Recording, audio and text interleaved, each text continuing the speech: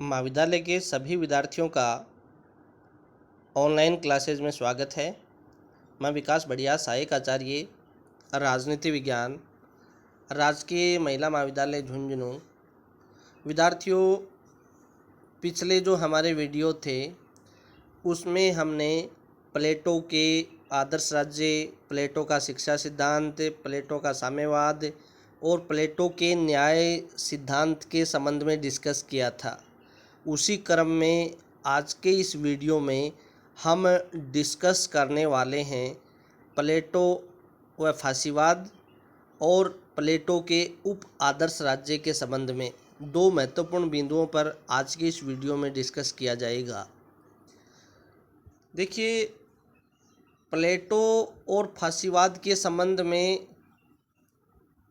कुछ समानताएं होने के कारण प्लेटो के ऊपर फासीवादी होने का या फासीवाद का जनक होने का आरोप लगाया है या आरोप लगाया जाता है। कुछ विचारक या कुछ विद्वान ऐसे हैं जो प्लेटो के ऊपर फासीवादी होने का आरोप लगाते हैं। इसमें पहला जो विचारक है वो है कार्ल पोपर। कार्ल पोपर प्लेटो को फासीवाद का जनक कहकर संबोधित करता है।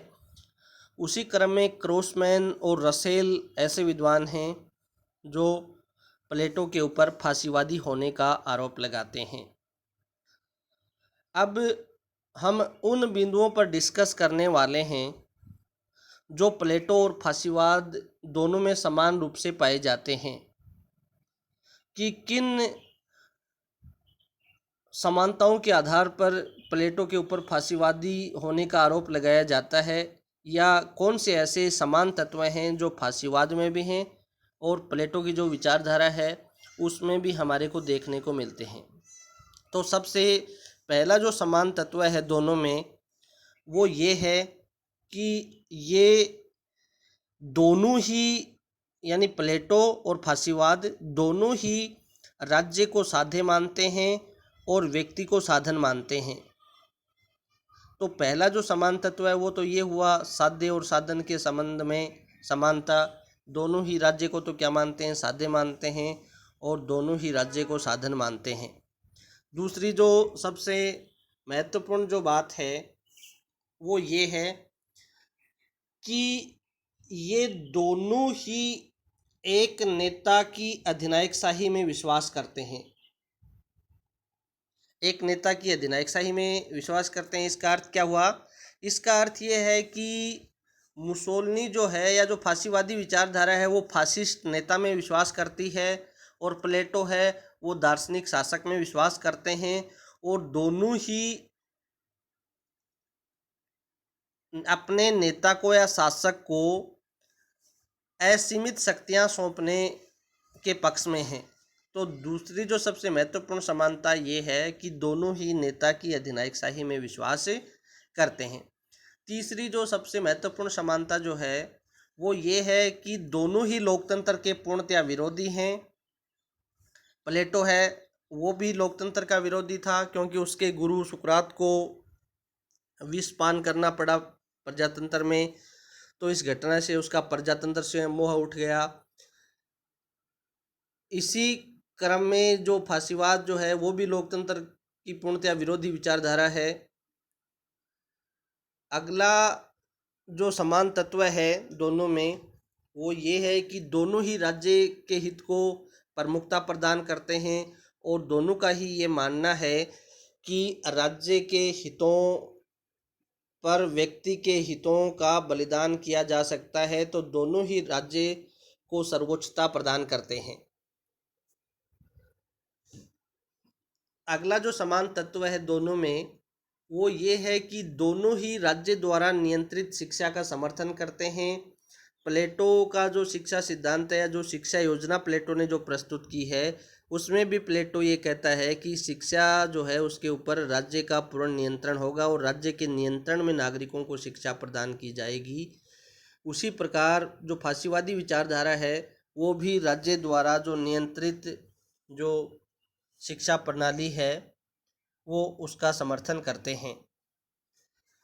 अगला जो समान तत्व है वो ये है कि दोनों ही मनुष्यों की असमानता में विश्वास करते हैं कि मनुष्य हैं वो एक समान नहीं हो सकते, उनमें बौद्धिक क्षमता और कार्य करने की जो शक्ति है वो एक समान नहीं हो सकती। तो ये कुछ समान तत्व हैं या उपयुक्त विशेषताएं जो हैं उन आधार पर ये कहा जा सकता है कि प्लेटो है वो फासीवाद का जनक था। लेकिन ये जो समानताएं हैं या जो समान तत्व हैं ये केवल सतही समानता है। यदि हम प्लेटो और फासीवाद का सूक्ष्म तरीके से यदि गहन अध्ययन करेंगे तो उसमें हमें देखने को मिलेगा कि प्लेटो और फासीवाद में जो समानताएं हैं वो केवल सतही समानताएं हैं। दोनों में पर्याप्त अंतर विद्यमान है। उस अंतर को भी हम एक एक करके डिस्कस करने का प्रयास करते हैं। तो दोनों में पहला जो अंतर है वो क्या है कि प्लेटो एक आदर्शवादी विचारक था। आदर्शवादी विचारक का मतलब क्या है कि प्लेटो नैतिकता की बात करता है, प्लेटो आदर्श की बात करता है, प्लेटो क्या होना चाहिए की बात करता है।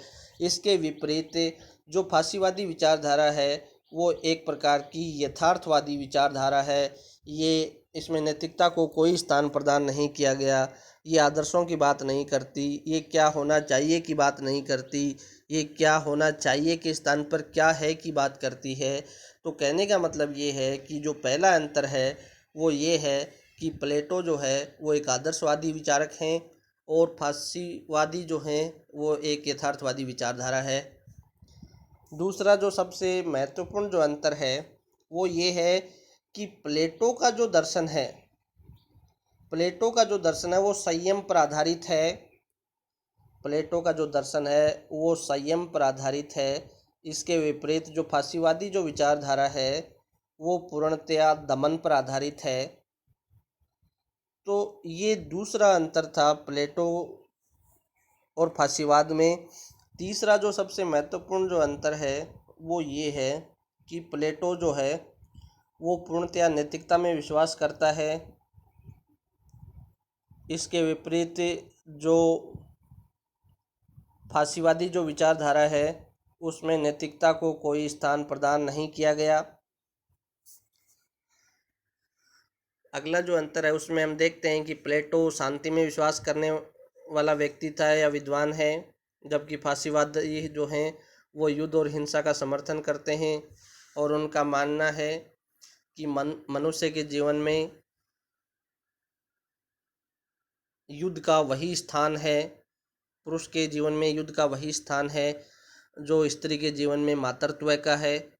तो ठीक उसी प्रकार ये हिंसा और युद्ध में विश्वास करने वाली विचारधारा है, जबकि प्लेटो की जो विचारधारा है वो शांति में विश्वास करती है। प्लेटो राज्य को एक आत्मनिर्भर इकाई मानता है, जबकि फासीवादी जो हैं वो राज्य को एक साम्राज्यवाद में विश्वास करने वाली विचारधारा है। प्लेटो है वो कर्तव्य भावना को न्याय की संज्ञा देता है कि 3 वर्ग बतलाता है आदर्श राज्य में और कहता है कि प्रत्येक वर्ग है यानी दार्शनिक वर्ग, सैनिक वर्ग और उत्पादक वर्ग, इन तीनों वर्गों के अलग अलग वो कार्य निर्धारित करता है और कहता है कि प्रत्येक वर्ग वो अपने काम को करे और दूसरे के काम में किसी प्रकार का कोई हस्तक्षेप न करे, यही न्याय है।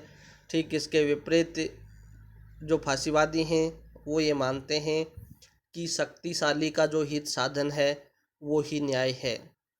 तो ये उपयुक्त अंतर जिनको हमने अभी डिस्कस किया है, तो इन आधारों पर हम कह सकते हैं कि प्लेटो जो है वो फासीवादी विचारक नहीं है और प्लेटो और फासीवाद में जो समान तत्व हैं वो केवल सतही हैं, इनमें काफ़ी पर्याप्त मात्रा में अंतर विद्यमान है। तो ये हुआ प्लेटो और फासीवाद के संबंध में। अब इसी वीडियो में हम डिस्कस करने वाले हैं प्लेटो के उप आदर्श राज्य के बारे में। देखिए, पहले जो वीडियो थे उसमें हमने प्लेटो के आदर्श राज्य के बारे में डिस्कस किया था और आज हम डिस्कस करेंगे उप आदर्श राज्य के बारे में। दोनों जो प्लेटो के विचार हैं वो काफ़ी अलग अलग हैं। आदर्श राज्य का जो वर्णन है वो प्लेटो ने अपनी प्रसिद्ध पुस्तक रिपब्लिक में दिया था और उप आदर्श राज्य का जो वर्णन है वो प्लेटो की जो प्रसिद्ध पुस्तक है लॉज, जिसको प्लेटो ने अपने जीवन के अंतिम वर्षों में लिखा था और जो 12 भागों में डिवाइड की गई है। तो इस पुस्तक में प्लेटो ने उप आदर्श राज्य का वर्णन किया है। प्लेटो अपने जो जीवन के जो अंतिम वर्ष थे उसमें प्लेटो ने स्वयं ये महसूस किया कि जिस आदर्श राज्य की कल्पना प्लेटो ने अपनी पुस्तक रिपब्लिक में की थी, वो आदर्श राज्य इस संसार में, इस पृथ्वी पर संभव नहीं है। अतः उसने अपने जीवन के अंतिम समय में एक महत्वपूर्ण पुस्तक लिखी लॉज, और इस पुस्तक में उसने उप आदर्श राज्य का वर्णन किया। देखिए, ये जो उप आदर्श राज्य का जो वर्णन है, इसमें उसने उन चीज़ों में सुधार करने का प्रयास किया, उन बिंदुओं में सुधार करने का प्रयास किया जो उसने आदर्श राज्य में जिनका वर्णन किया था। उन कमियों को दूर करने का प्रयास किया जो आदर्श राज्य में रह गई थी। तो प्लेटो उप आदर्श राज्य में पहली जो विशेषता के रूप में या जो पहला बिंदु बतलाता है, वो बतलाता है जनसंख्या और भौगोलिक स्थिति। जनसंख्या और भूगोल, इसके अंतर्गत प्लेटो जो उप आदर्श राज्य की जो जनसंख्या है वो 5040 निर्धारित करता है।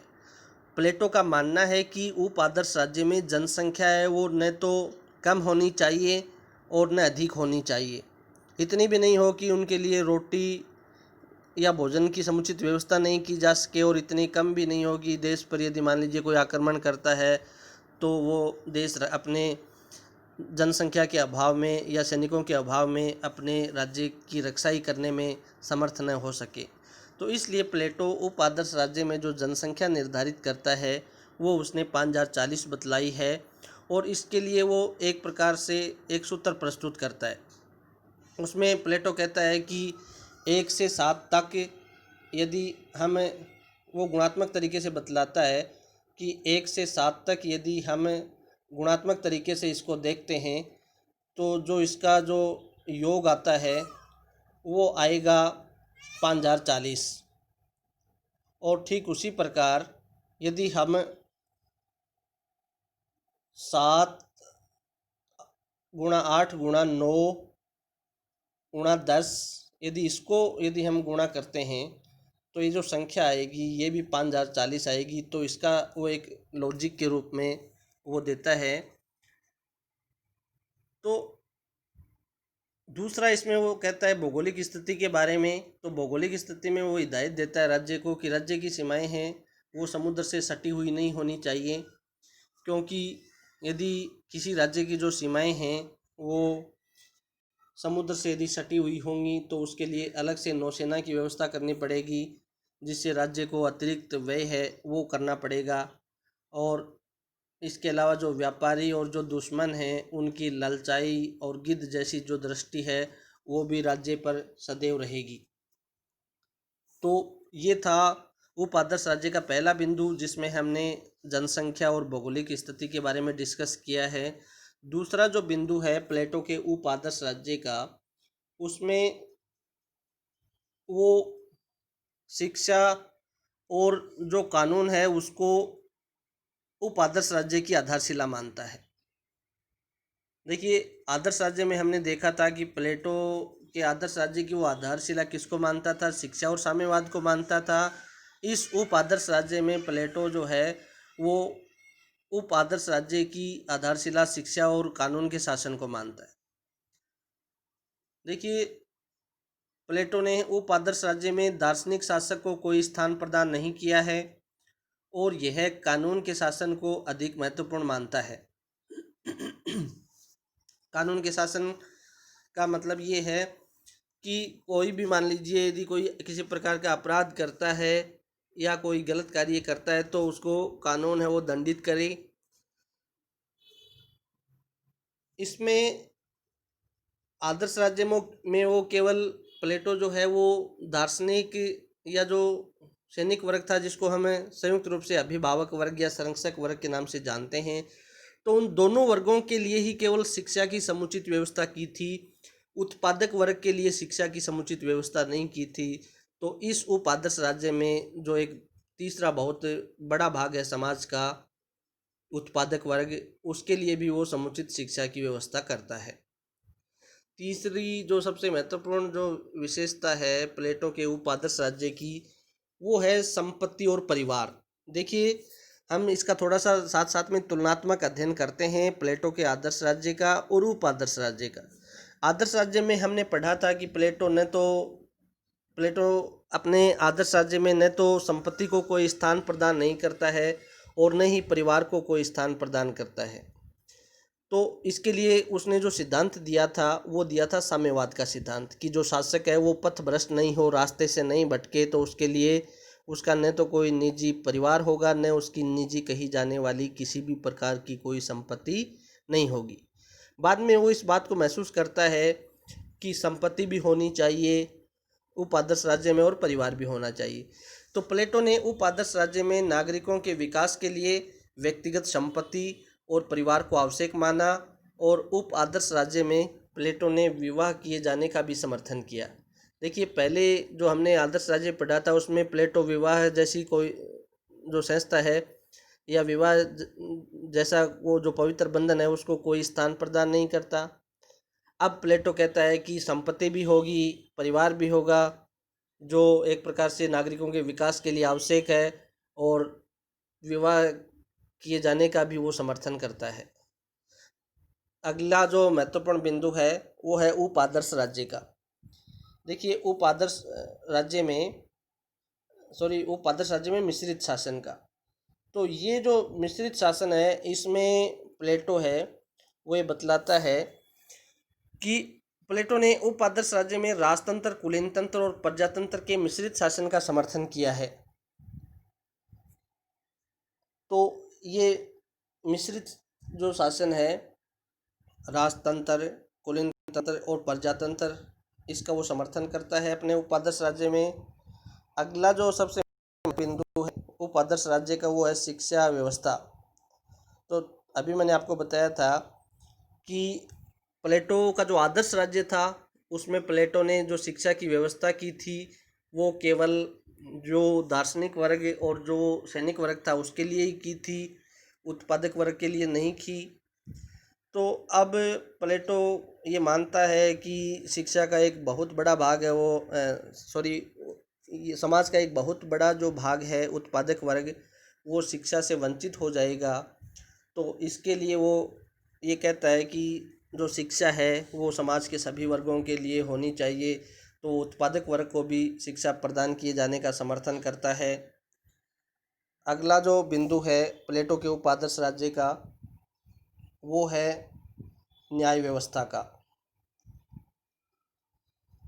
अब देखिए, इसमें प्लेटो का जो आदर्श राज्य था उसमें प्लेटो ने न्याय के संबंध में कोई विशेष चर्चा नहीं की। उसमें ये भी प्लेटो के आदर्श राज्य की आलोचना का बिंदु था कि मान लीजिए समाज के जो 3 वर्ग हैं और वो तीनों वर्ग अपने अपने काम को अच्छे ढंग से नहीं करते हैं, तो इसके लिए प्लेटो है वो दंड का कोई प्रावधान नहीं करता कि उनको किस प्रकार दंडित किया जा सके और रोका जा सके।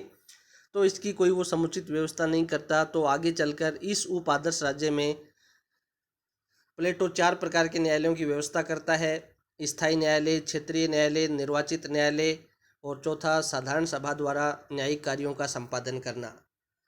तो ये आज की इस वीडियो में हमने प्लेटो के फासीवाद संबंधी विचार या प्लेटो और फासीवाद में क्या समानताएं और क्या असमानताएं उसके संबंध में, और प्लेटो के उप आदर्श राज्य के संबंध में डिस्कस किया है। और इसके साथ ही उप आदर्श राज्य का तुलनात्मक अध्ययन हमने आदर्श राज्य के साथ करने का प्रयास किया है। आगे के वीडियो हैं वो इसी क्रम में जारी रहेंगे। धन्यवाद।